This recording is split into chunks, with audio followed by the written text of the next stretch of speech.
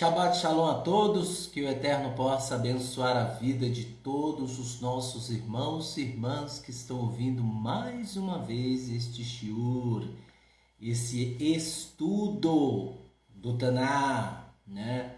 Hoje nós estamos aqui completando quase um ano de estudos das Escrituras.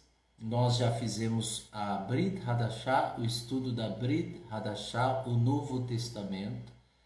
Nós abordamos alguns livros.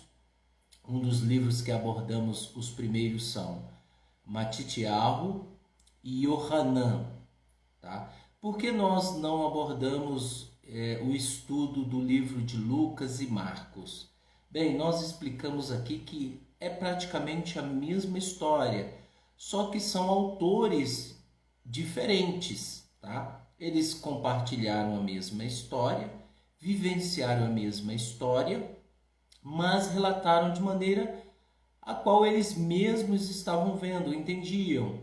E é por isso que tem muitos antimissionários ou anti-Yeshua que dizem que alguns discípulos de Yeshua, os escritores como Marcos, Lucas e Yohanan e Mateus, eles estavam se contradizendo um contra o outro, e isso é um fato errado, tá? Isso é uma situação errada, a qual muitos que são anti-Yeshua têm colocado aí, e nós sabemos que não, e é por isso que nós publicamos ali o livro de Matityahu, que é Mateus, e depois de Yohanan fomos para o livro de Atos dos Emissários, depois o livro de Hebreus, depois o livro de Romanos, o livro de Gálatas, Tessalonicenses. Todos os livros nós abordamos aqui nos shiur passados, nos anos passados. Então você pode rolar aí a página do YouTube, e lá você vai ver claramente o estudo que nós temos abordado sobre a Brit Hadashah. Você pode descer a página nos vídeos do YouTube, e lá você vai ver, tá? E uma outra coisa interessante é que nós não abordamos o tema ali sobre Geliana, o livro de Apocalipse. Por quê? Porque nós sabemos que o livro de Apocalipse ele tem muitas coisas ali que na realidade são mistérios, né? E às vezes não tem uma interpretação exata daquilo que realmente João estava vivenciando. E é por isso que nós não abordamos o Sefer Livro de Geliana, tá? E é por isso. Mas os outros livros nós abordamos todos aqui. E hoje nós estamos aqui abordando o estudo do livro Sefer Juízes, né? Shoftim, né? E a pessoa também não pode reclamar agora que ela não consegue ler as escrituras. Todos os Shabat nós estamos disponibilizando aqui o estudo de cada livro, tá? De cada capítulo. Nós lemos aqui cada Shabat 3 capítulos, até acabarmos o livro completo.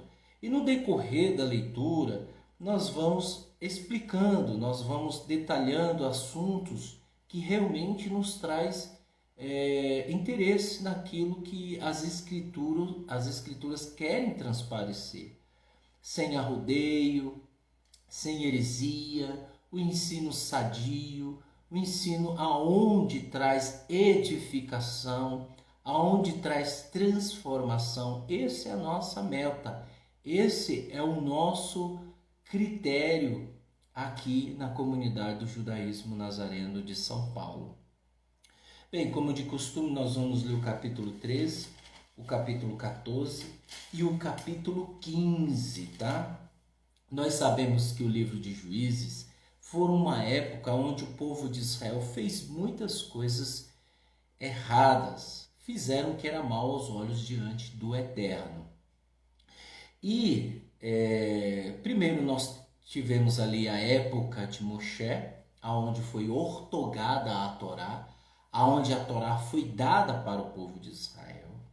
E nós tivemos ali a época de Yehoshua, que é Josué, aonde Yehoshua junto com as tribos de Israel entraram e ocuparam a terra prometida. Porém, há um detalhe aí.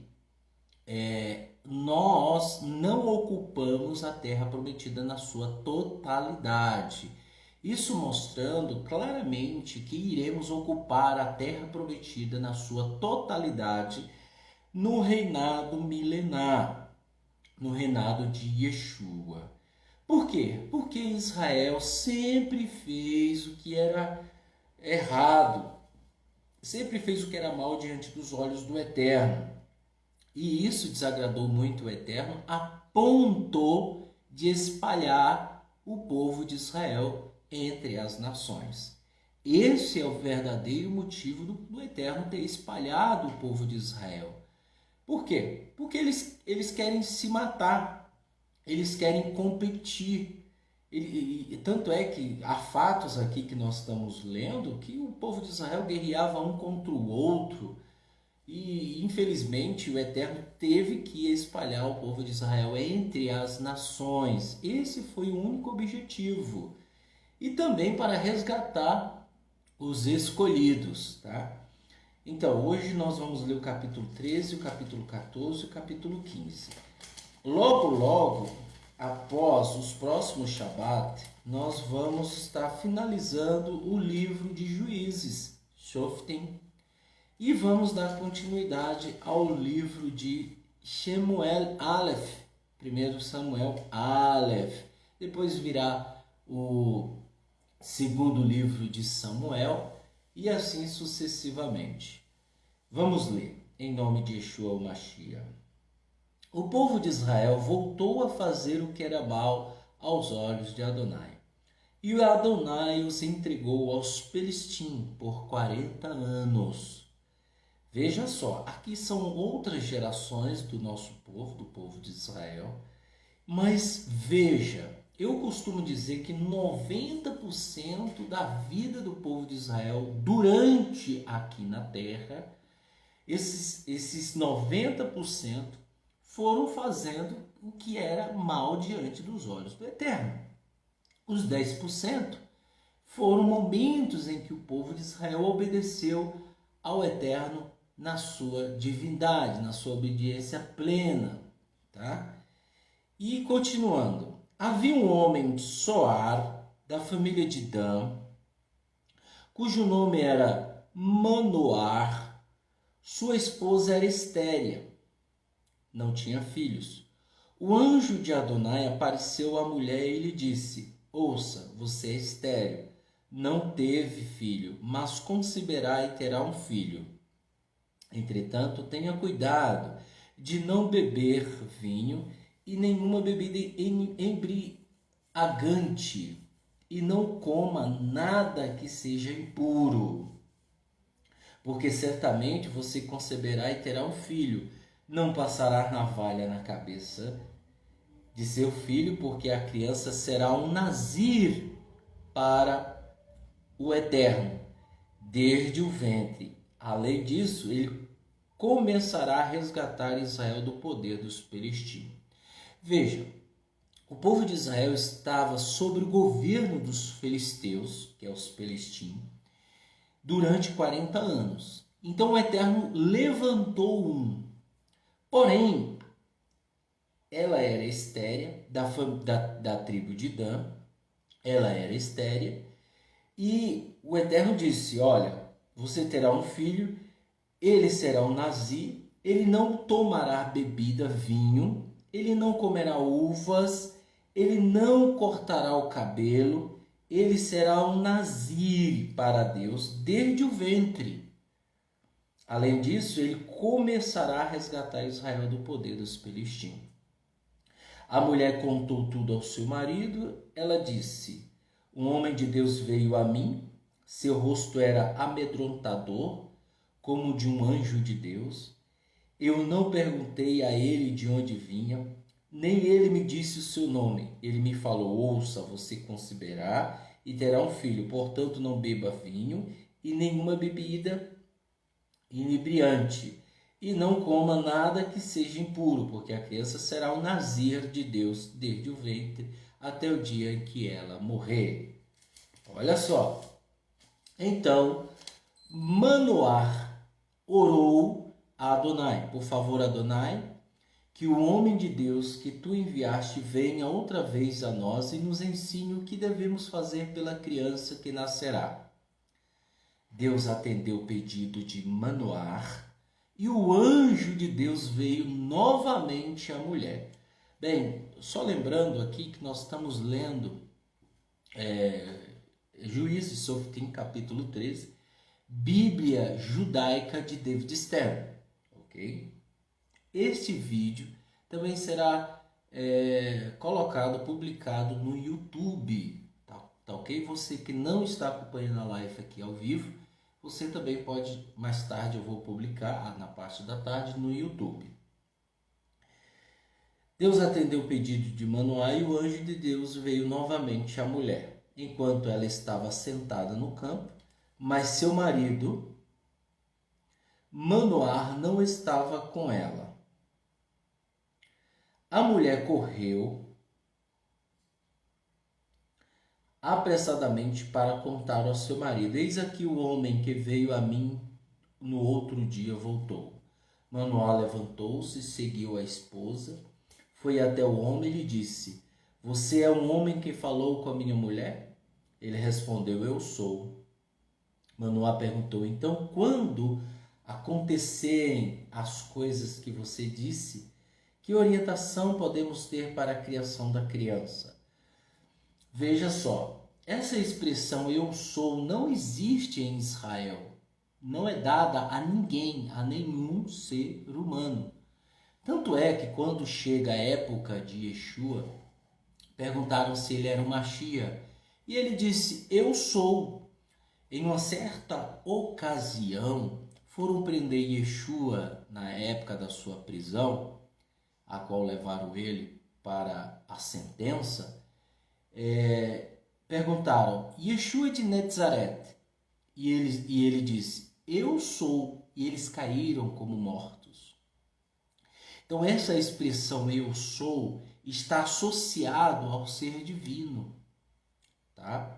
Uma coisa bastante interessante que nós temos que notar são essas coisas. Veja, quando o Eterno se revela para o povo de Israel lá no Monte Sinai, ele chega a dizer: eu sou. Então essa expressão, aqui nós temos um anjo que fala também eu sou. É daqui que nós tiramos a conclusão de que Paulo ele fala sobre as multifacetas de Hashem. E é por isso que nós falamos que o Machia ben Davi, o Machia ben Yosef, ele é o Eterno.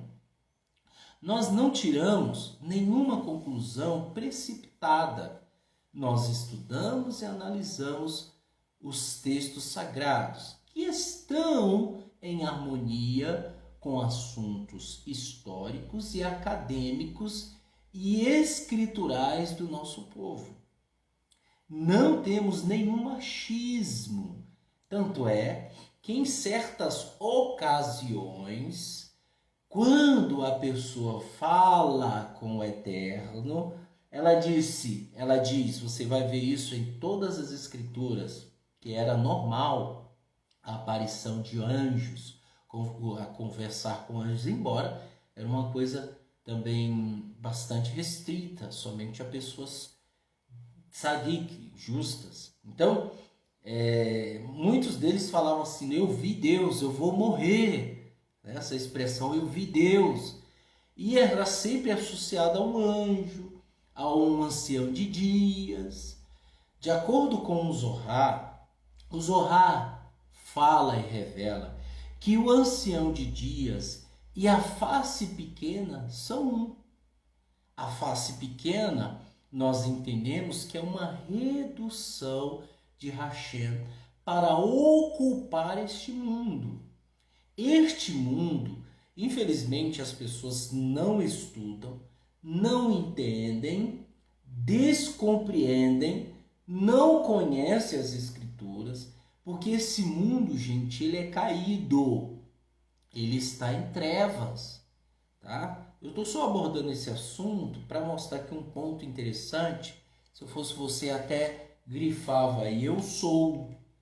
Essa expressão eu sou está ligada ao eterno, tá?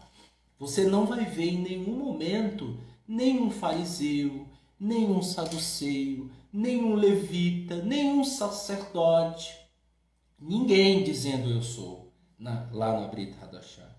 Você vai ver o Mashiach dizendo eu sou.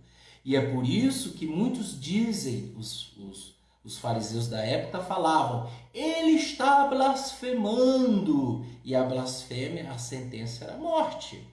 Ok? E eles estavam certos nisso. Porém, eles não entendiam o contexto. Então, só para entender aí essa parte de e eu sou. Manuel perguntou, né? O que nós devemos fazer com a criação da criança? O que devemos fazer por ela? O anjo de Adonai disse a Manoar, sua mulher deve tomar cuidado de cumprir tudo o que lhe disse. Ok? Ela não deverá comer nada que venha da videira, isso enquanto ela estiver grávida. Não deverá beber vinho e nem bebida embriagante, e não deverá comer nada que seja impuro. Ela deverá fazer tudo o que eu ordenei. Manoar disse ao anjo de Adonai, por favor, fique conosco um pouco mais, para que possamos cozinhar um cabrito novo para você.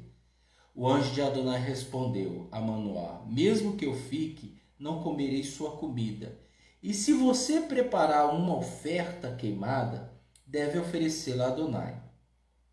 Porque Manoar não sabia que ele era um anjo de Adonai. Manoar disse ao anjo de Adonai, diga-nos o seu nome para que, quando suas palavras se cumprirem, nós possamos prestar honra a você. O anjo de Adonai replicou, por que você está perguntando o meu nome? Ele é maravilhoso. Maravilhoso e conselheiro é um dos nomes do Eterno, tá? Gente, isso é muito importante. Nós não somos unicistas. Nós cremos nas multifacetas de Adonai. É diferente da crença do cristianismo, ok? Nós estamos testemunhando. Ele é maravilhoso, disse o anjo. Embora o anjo representasse a sua identidade como Malar, um anjo, ele era a própria essência de Adonai. Ele era uma das kenumet, das essências, das manifestações de Adonai. Manoar tomou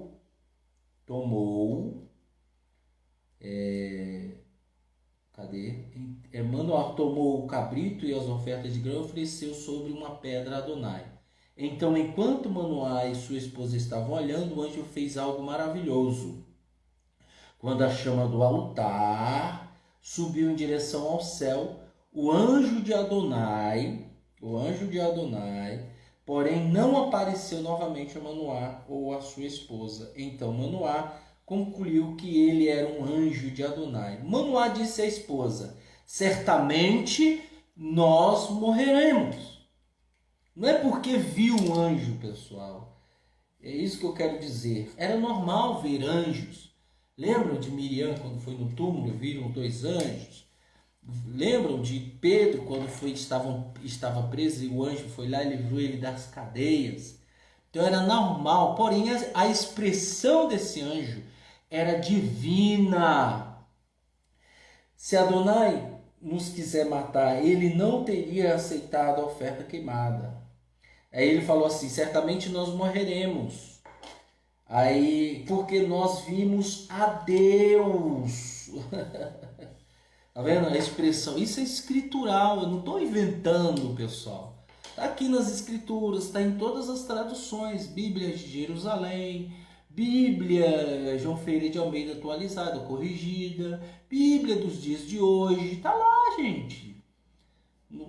A expressão está correta, certamente nós morreremos, porque nós vimos a Deus. Todavia sua esposa lhe disse, se Adonai nos quisesse matar, ele não teria aceitado a oferta queimada e a oferta de grãos que lhes oferecemos. Nós não teríamos mostrado todas essas coisas, nem nos teria dito tudo o que agora nos revelou. Há um Midrash que conta o seguinte, Irashi ele diz o seguinte, que quando o Eterno disse, eu sou para o povo de Israel, todo o povo de Israel caiu como morto, só de ouvir essa expressão. E é por isso que toda vez que você via ao Eterno, havia essa expressão, ou ouvia, havia essa expressão de vamos morrer, vamos morrer. Irashi fala que o povo caiu como morto. 2 bilhões de pessoas, quando ele diz, eu sou, Shema Israel, Adonai Eloheinu, Adonai Echad. Quando ele disse isso, eles falaram, Moisés, que tu fale conosco e não Adonai. Por quê? Porque Moisés era homem, então ele podia falar intermediário aí do Eterno. Porque se Adonai falasse, eles temiam morrer outra vez e não mais voltar. Essa é a expressão que está lá na Torá, tá, gente? Não estou inventando. Está essa situação que eles dizem, Moisés, fala conosco, senão morreremos. Irashi coloca no comentário, fala que o povo de Israel caiu como morto. Em certa ocasião, quando vão prender Yeshua, ele diz, os soldados perguntam, quem é Yeshua de Nazaré? Ele diz, eu sou, e todos caem como mortos. Isso está lá em João, tá? No finalzinho dos capítulos lá, eu só não lembro o capítulo exato. Mas pode ler que você vai ver lá, ok?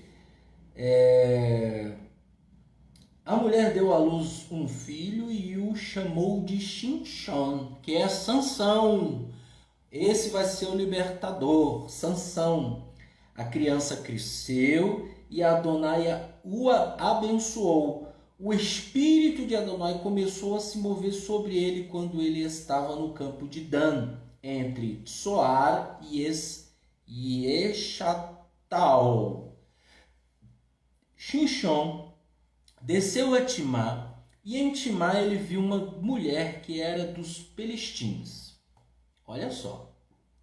Uma outra coisa que o Midrash também comenta, que eu não deixaria de comentar, que eu vou comentar para vocês, Rashi ele fala que Shimshon, ele estava, quando era criança, ele via as uvas de Israel, lembra daqueles cachos enormes que Israel pegou, né? Então, Israel sempre foi um bom produtor de uvas. E aí, ele viu aquelas uvas lindas, bonitas e maravilhosas, e ele desejou-as comê-las. E ele sempre havia uma desculpa esfarrapada de querer se aproximar,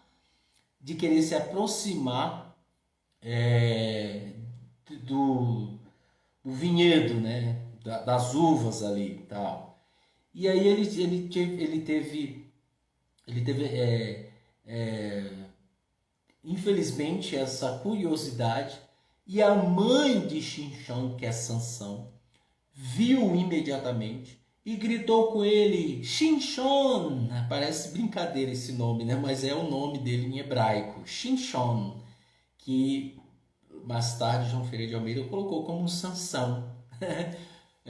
Nós aqui, uma vez eu estava com o Sadoc e a gente perguntou, acreditamos que João Ferreira de Almeida ele queria muito ajudar, mas acabou prejudicando, né? Mas ajudou muitas pessoas, principalmente que no nosso português, chamar um nome hebraico, chamar que aportuguesado seria muito mais prático. Infelizmente, nós não estamos também, pessoal, conseguindo fazer a live lá na página Beit Net Zerifrai. Eu acho, não sei se o Facebook está censurando-nos, né? Não sei, está censurando a nossa publicação. Não consigo colocar essa foto que você está vendo aí no vídeo. Ele não dá essa possibilidade. Antes estava dando. E aí, infelizmente, está aí. Por isso que eu estou resolvendo fazer aqui no meu perfil. Tá? E no perfil tá dando, lá no outro perfil de figura pública, como Ratika Vaben Avraham, também tá dando. Mas na Beit.net Zefra eu não consigo. Já mandei uma notificação para o YouTube ou para o Facebook, e o Facebook até agora não respondeu. Mas vamos continuar, tá bom? Que o Eterno abençoe o Márcio Barbosa, o Nildo Araújo, que estão aí conosco, e a todos que estão adentrando a live. Que o Eterno possa abençoá-los em nome de Yeshua. Bem, continuando. Diz o seguinte. Agora, ele foi lá e viu uma mulher dos filisteus. Agora consigam essa mulher para mim, para que seja minha esposa. Seu pai e sua mãe replicaram: não há aqui nenhuma mulher das filhas de seus parentes, ou no meio de todo o seu povo. Deve você ir aos incircuncisos filisteus para encontrar uma esposa? Ou seja, os filisteus, os filisteus, eles eram incircuncisos.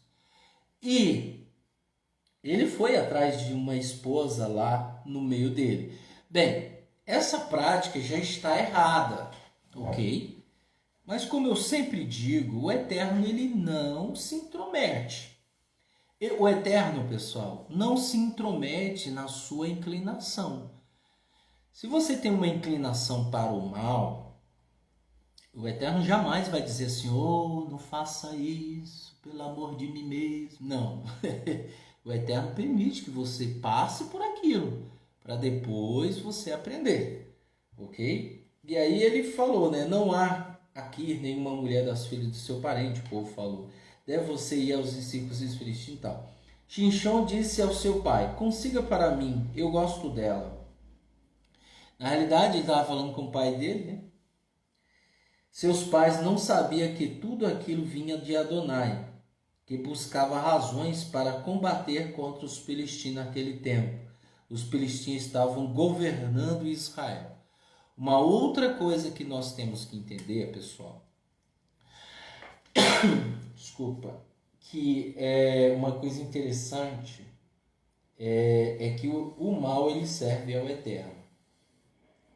Ok? Então veja, um homem de Israel, um homem nazir que não passava, esse voto está lá na Torá, o voto de nazir, ele não deve comer suco de uva, bebida alcoólica, vinho, não deve comer uvas, não deve tocar nada impuro, ok? Ele não pode. E aqui, essa razão já era contrária, por isso que o pai dele falou: olha, você quer encontrar uma mulher no meio dos filisteus, que nunca passou pela circuncisão, no meio do teu povo aqui não tem? Mas as escrituras aqui falam claramente que tudo isso era da vontade de Adonai. Shinshon desceu com seu pai e sua mãe a Tiná. Quando eles se aproximaram das vinhas de Tiná, um leão forte rugiu para ele. Ele se aproximou das vinhas de Tiná. Um leão forte rugiu para ele. O Espírito de Adonai veio poderosamente sobre Shinshon, e de mãos vazias ele rasgou o leão em pedaços tão facilmente como se o animal fosse um cabrito novo. Olha só. Ele, porém, não contou para o seu pai ou para sua mãe o que tinha feito. Então desceu, falou com a mulher e viu que ainda gostava dela. Bem, olha como o Eterno é sutil. Enquanto ele se aproximava do vinhedo, veio um leão. Olha só, pessoal, capta a mensagem. Enquanto ele se aproximava do vinhedo, veio um leão. Por quê? Porque, lembra da história do Midrash, que ele queria, curioso, chegar próximo do vinhedo lá? E a mãe dele gritou: Shinshon, sai daí, você não pode chegar nem perto. E aí Veio, ele estava perto de um vinhedo também, de vinhas, e aí chegou lá, um leão veio. Olha o sinal de Adonai. Quando você está perto de uma mulher, de outro povo, não veio ninguém. Não veio leão, não veio ninguém. Então era da vontade do Eterno que ele se aproximasse dessa mulher. Ok? Mas não era da vontade de Adonai de se aproximar do vinhedo. É isso que eu quero que vocês venham captar essa mensagem.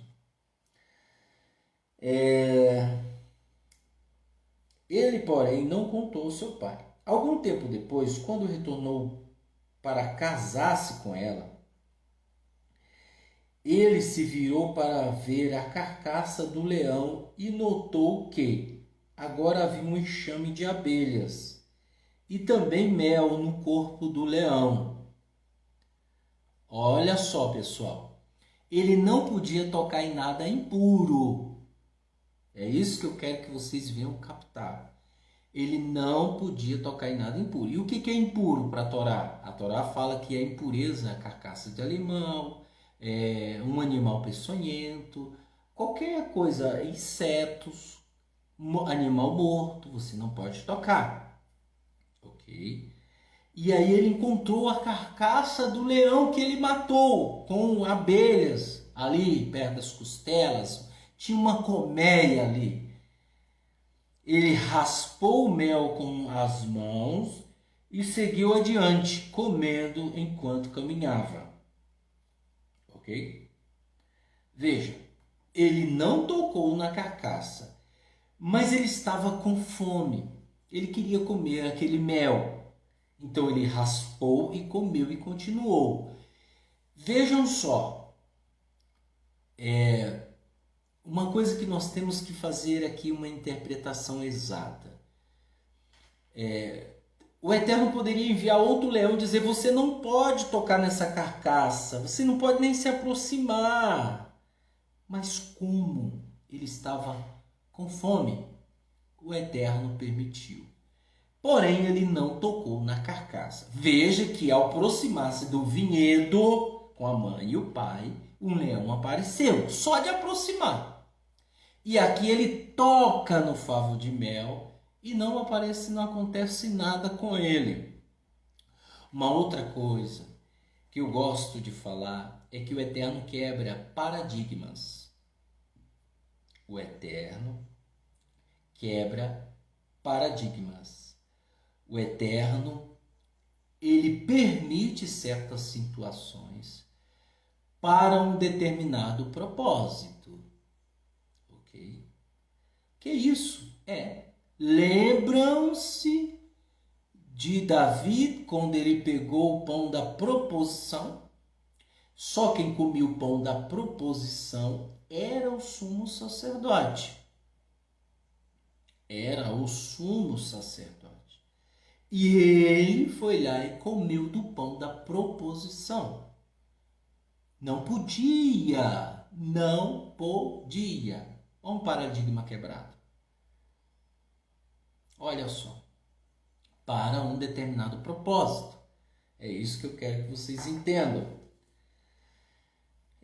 Quando chegou junto aos seus pais, lhes deu um pouco de mel e eles também comeram. Entretanto, ele não lhes contou que tinha raspado o mel do corpo do leão.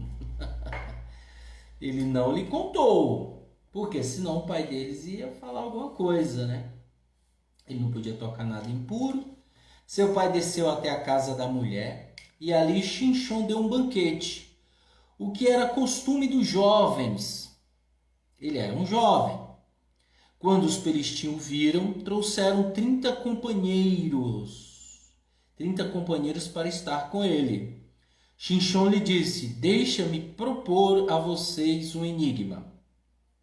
Se vocês o solucionarem dentre dos 7 dias do banquete e me derem a resposta, eu lhes darei 30 camisas de linho e 30 mudas de boas roupas. Se, no entanto, vocês não solucionarem, vocês me darão 30 camisas de linho e 30 mudas de boas roupas. Eles responderam: diga-me um enigma. nós queremos ouvi-lo. Então Xinchon lhes disse, olha só, Sansão, veja que para se aproximar dos filisteus, o Eterno tinha que colocar o desejo no coração dele se apaixonar por uma mulher. Este era o propósito. E aí, num determinado dia, um banquete, né? Os filisteus, os filisteus foram lá para festejar com ele. Havia uma harmonia até o momento. E aí Xinchon, aproveitando a ocasião, lhe propôs um enigma, uma charada, digamos assim. E ele disse, do que come saiu comida, do que é forte saiu doçura. 3 dias se passaram e eles não conseguiram decifrar o enigma. Esse era o enigma. Vamos lá. Do que come saiu comida, do que é forte saiu doçura. Esse era o enigma. Duas frases. Duas frases. No 7º dia eles disseram à esposa de Xinchon, convença seu marido a nos contar qual é a solução do enigma. De outra forma, queimaremos a casa de seu pai, e você com ela. Vocês dois nos chamaram aqui para nos empobrecer, não é verdade? A esposa de Xinchon veio a ele com lágrimas e disse, você não me ama? Você me odeia? Você propôs um enigma ao meu povo e não me deu a resposta. Xinchon replicou à esposa, veja, nem mesmo meu pai ou minha mãe eu dei a resposta. Eu contaria a você? Ela, porém, permaneceu chorando por todos os 7 dias do banquete. Então, no 7º dia, quando ela continuava a pressioná-lo, ele lhe contou a solução. E ela a passou para o seu povo. Então, antes do pôr do sol, 7º dia, os homens da cidade disseram a Xinchon. Uma outra coisa aqui bastante interessante é nós notarmos que o dia começa após o pôr do sol e o dia termina após o pôr do sol. Ok? Porém, nós temos o nosso calendário adulterado. Olha que coisa triste. Nós começamos o primeiro dia à meia-noite e terminamos o dia à meia-noite. Isso está errado, tá?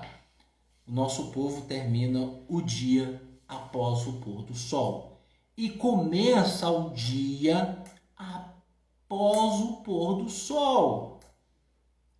O que é mais doce que o mel? O que é mais forte que o leão? Xinchon respondeu, se vocês não tivessem arado com minha novilha, não teria solucionado o meu enigma. Então o espírito de Adonai veio poderosamente sobre ele.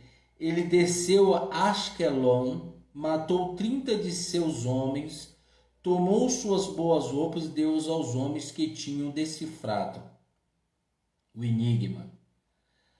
Como ele estava fervendo de ira, foi direto para a casa de seu pai, e sua esposa foi dada ao seu acompanhante que tinha sido seu melhor amigo na festa. Olha só. No entanto, depois de algum tempo, durante capítulo 15, a estação da colheita do trigo, Xinchon foi ver a sua esposa. Ele trouxe para ela um cabrito jovem e disse ao pai dela, eu quero estar com minha esposa no quarto dela. O pai, porém, não o permitiu. Ele disse a Xinchon, na verdade, eu pensei que você a odiava completamente. Então o dei aos seus acompanhantes. Contudo, a irmã mais nova dela não é ainda mais bonita? Por que você não a toma no lugar da irmã? Xinchon lhe disse, dessa vez eu estou inocente para com os filisteus. Eu lhes farei algo terrível. Assim Xinchon foi e apanhou 300 raposas, tomou tochas, amarrou as raposas pela cauda em pares e colocou uma tocha no laço em cada par de caudas. Acendeu o fogo nas tochas e soltou as raposas nos campos do trigo dos filisteus. Desse modo, ele queimou a plantação de trigo juntamente com o grão que esperava para ser colhido, bem como os pomares de oliveira. Os filisteus perguntaram: "Que fez isso?" Eles responderam: "Xinxom, o genro do homem de Timá, porque ele tomou a esposa de Xinxom e a deu aos acompanhantes." Então os filisteus vieram e queimaram tanto a mulher quanto o pai dela, fazendo morrer. Xinxom lhes disse: "Certamente eu vingarei de vocês por fazerem uma coisa dessas. Eu não sossegarei enquanto não tiver feito isso." Enfurecido, ele começou a matá-los indiscriminadamente.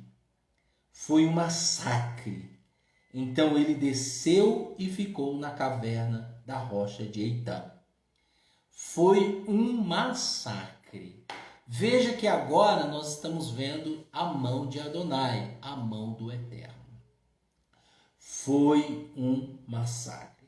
Os filisteus subiram, montaram acampamento em Yehudá e atacaram em Lehi. Os homens de Yehudá perguntaram: "Por que vocês estão nos atacando?" Eles responderam: "Queremos prender Xinxom para fazer com ele a mesma coisa que fez conosco." Então 3.000 homens de Yehudá subiram à caverna das rochas de Eitã. Disseram a Xinxom: "Você não sabe que os filisteus são nossos dominadores?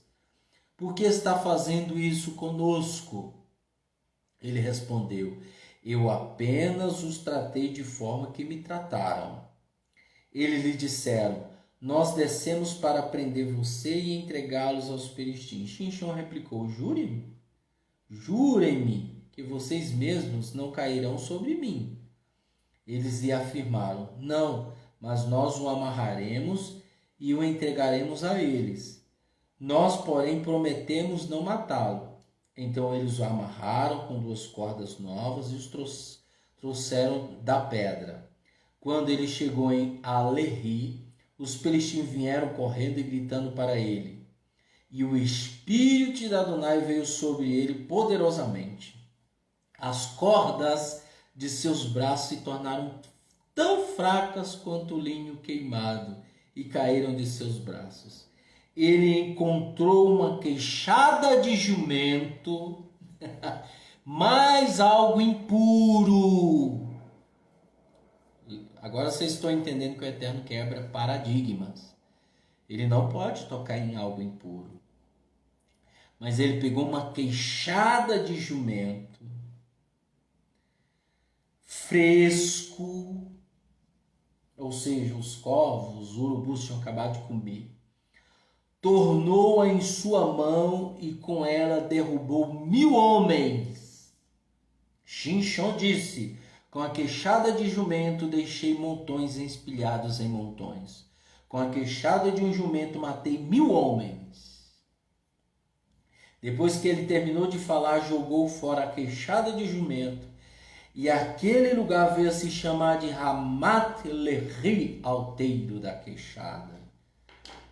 Então ele sentiu muita sede e clamou a Adonai, dizendo: "Tu realizaste este grande livramento por meio do teu servo. Agora, porém, eu morro de sede e caio nas mãos dos incircuncisos." Então o Eterno fez uma fenda na cratera que há em Lehi, e a água saiu dela. Quando ele tinha bebido, seu espírito retornou e ele reviveu. É por isso que o lugar é chamado de Iracorei, a fonte daquele que clamou. E está em Lehi até os dias de hoje. Xinxom julgou Israel por 20 anos, no tempo que os filisteus dominavam Israel. Bem, nós lemos aí o capítulo 15, nós lemos o capítulo 13, 14 e 15. Olha que coisa fantástica. Olha o que nós aprendemos. Pessoal, uma coisa interessante que não deixaria de falar para vocês, que é o seguinte: o cristianismo, Eu costumo dizer que as igrejas, elas são refúgios de autoajuda.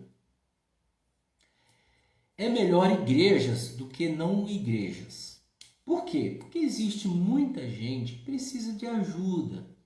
E às vezes lá vai ter uma pessoa de boa intenção, um pastor, um missionário, embora esteja praticando as escrituras de forma errada, aprendeu de forma errada, mas é melhor as igrejas do que não igrejas. Por quê? Mesmo elas vivendo com a teologia da prosperidade, o neopentecostalismo, né? Como é que fala? Os pentecostais, os reformistas, os luteranos, o cristianismo em si. Embora o cristianismo em si tem várias doutrinas, é melhor as igrejas, porque são lugares onde as pessoas se refugiam de seus problemas, né? Pessoas que têm problemas com drogas, conheço muita gente que se livrou de drogas, de vícios, né? A família destruída e foi para a igreja, e de uma certa forma houve uma mudança. Por isso que eu digo que é melhor as igrejas do que não igrejas. Por quê? Porque tem ajudado muita gente. É nesse contexto. Se não ajudasse ninguém, eu seria o primeiro a condená-las. Mas ajuda, tá, gente? Queira ou não queira, ajuda, tá?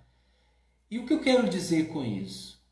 Que as escrituras, elas ensinam um outro tipo de explicação que realmente transmite o que realmente o nosso povo precisa aprender. O que realmente o povo de Israel tem passado. E o que realmente as escrituras querem transparecer. E é totalmente contrária àquilo que o cristianismo tem propagado. O cristianismo tem dito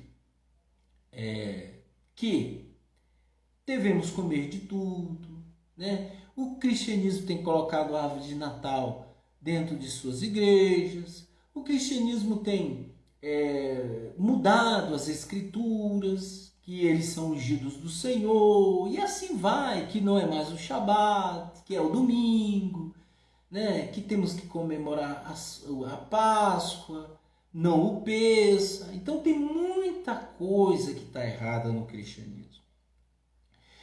Mas se você que é um israelita, você que é um enxertado na oliveira, você mesmo sendo um jambuzeiro brabo, uma oliveira braba, um ramo bravo, digamos assim, você tem o comprometimento de entender e compreender as escrituras e colocar em prática na sua vida.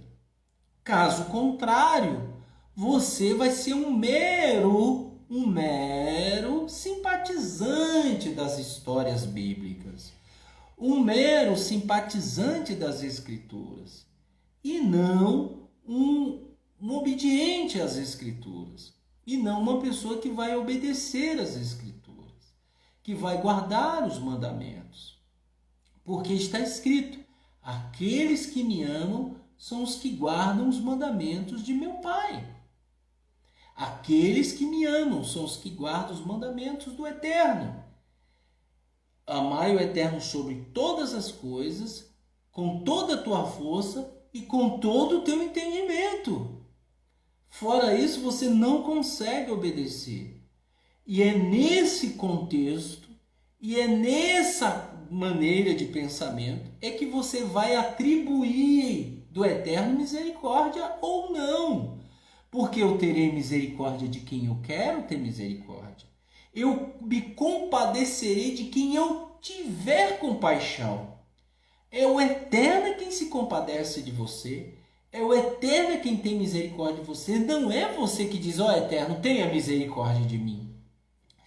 Embora a busca pela misericórdia tem que ser unânime, tem que ser absoluta, tem que buscar isso, mas quem vai te perdoar é o Eterno. Não é eu, não é ninguém que vai dizer assim, o Eterno te perdoou. Não, você tem que senti-lo, você tem que ter shalom. Como você sabe que o Eterno te perdoa? A shalom, a misericórdia, a compaixão. Você ter shalom, uma aliança de shalom. É onde você tem todas as dificuldades do mundo. Você está passando por vários problemas, várias situações, mas você é um equilibrado. Você tem shalom, você tem sabedoria para, né, distinguir, para continuar, para colocar em prática a palavra do Eterno. Você tem shalom. E quando você tem shalom, você tem tudo. Você tem tudo. E é por isso que nós estamos aqui disponibilizando para vocês esses estudos do Taná. Que hoje nós lemos o capítulo 13, capítulo 14, o capítulo 15 de Shoftim, de Juízes. E aqui nós vemos que claramente um anjo aparece para a mulher, né, do pai de Shinshon, e depois ele aparece para ambos, e ali revela que é uma manifestação do Eterno, e revelando que é uma manifestação do Eterno, ele dá regras de cuidar da criança, até mesmo ela não podia tomar bebida alcoólica, a mãe de Shinshon, que é Sansão, não podia tocar em nada impuro. E aí nós vemos o crescimento da criança, nós vemos a atuação de que o Eterno induziu ele, colocou o sentimento de Shinshon, que é Sansão, gostar de uma das filhas dos filisteus, tá? Nós vemos isso claramente, e aí de repente você vê ele gostando, e aí de repente você vê a traição dos filisteus, e nós sabemos que Shinshon, que é Sansão, tinha uma força extraordinária, e aí ele rasga um leão, como se estivesse rasgando linho, tão simples, e ele mata esse leão, e na volta a carcaça de leão está ali, e ele vê aquela abelha, aquela favo de mel, ele raspa aquele mel, come e dá para os pais. Supostamente ele não falou para o pai, não falou para a mãe, mas ele tocou na carcaça, indiretamente ou não, mas mesmo assim o pacto continua com ele, e assim concluímos que o Eterno quebra paradigmas, tá? Porém, as uvas, nós vemos que quando ele se aproxima das uvas, do vinhedo, da vinha, vem um leão, e ele é a hora que ele mata o leão. Então veja, o perigo está mais nas vinhas, mais na bebida, mais no vinho, mais na uva, algo que a gente tem que analisar também, tá? E aí a gente vê todo esse contexto, e aí a gente vê no final também Shinshon clamando ao Eterno com sede, e o Eterno abre uma cratera e ali sai água da terra. Veja como o Eterno é maravilhoso, mas infelizmente muita gente está presa no achismo, está presa no orgulho, na prepotência, na vaidade, na ingratidão, na promiscuidade, né? Na luxúria, na vaidade. Tem muita gente presa a isso, e aí acaba não enxergando essas essências, não enxergando esses princípios, não absorvendo as essências que estão nas Escrituras. Infelizmente, nós temos muita gente que está assim, né? Gostam de se beneficiar das Escrituras, mas não obedecem. Gostam de colocar as Escrituras até debaixo do braço, mas não obedecem. Isso não conta, pessoal. O que conta é obediência, tá bom? Então vamos ficar agora para o próximo Shabat. Nós vamos ler o capítulo 16, o capítulo 17 e o capítulo 18. Após lermos o capítulo 18, vai sobrar apenas até o 21. E aí finalizamos o livro de Shoftim daqui a 2 Shabat. E depois nós iremos entrar no livro de Shemuel Aleph, 1 Samuel Aleph, tá? A época do profeta Samuel. Bem, muito bom mesmo. Muito bom mesmo. E aí nós vamos até o livro dos profetas e vamos lendo aos pouquinho e explicando aqui para vocês. Obrigado pelo carinho, obrigado pelas pessoas que estão nos enviando e-mail, comentários, agradecendo de todo o coração pelo vídeo, pelas explicações. Que o Eterno possa abençoar você. Obrigado por tudo. Em nome de Yeshua Mashiach. Que o Eterno abençoe a todos. Em nome de Yeshua Mashiach, Beshem Yeshua Mashiach. Amém.